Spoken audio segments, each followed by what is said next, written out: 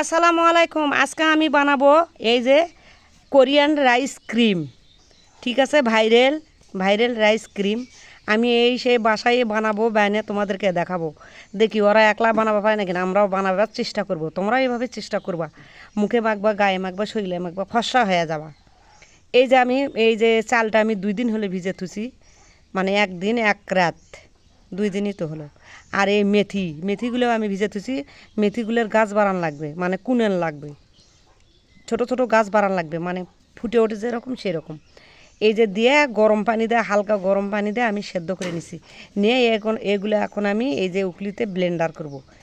আমি ব্লেন্ড করে নেব না, এরকম করে গুঁড়ি দিয়ে নেবো আমি, এই যে কাঠের একটা শিল দিয়ে। ঠিক আছে, নিয়ে তারপরে আমি তোমাদেরকে দেখাবো। এই যে আমি করে দেখাচ্ছি কিভাবে বানাই। এই যে দেখেন, এভাবে আমি সেদ্ধ করে নিছি হালকা করে। এই যে একটু পানি দিলাম, দিয়ে এরকম করে বানিয়ে নিচ্ছি। তোমরা এভাবে বানাবা, বানিয়ে গায়ে মাখবা, শরীরে মাখবা। একদম কালো যদি থাকো ফর্সা হয়ে যাবা। হাত পাও খুব সুন্দর হবে, উজ্জ্বল হবে, দেখতে অনেক সুন্দর লাগবে তোমাদেরকে। তোমরা এভাবে করবা। আমি এই যে আমার কালো শরীর না, আমি মাখে দেখাবো তোমাদেরকে। ঠিক আছে, এই যে আমি এরকম করে নিচ্ছি, পানিগুলো সব চুষে নিছে। এই যে হয়ে গেছে আমার।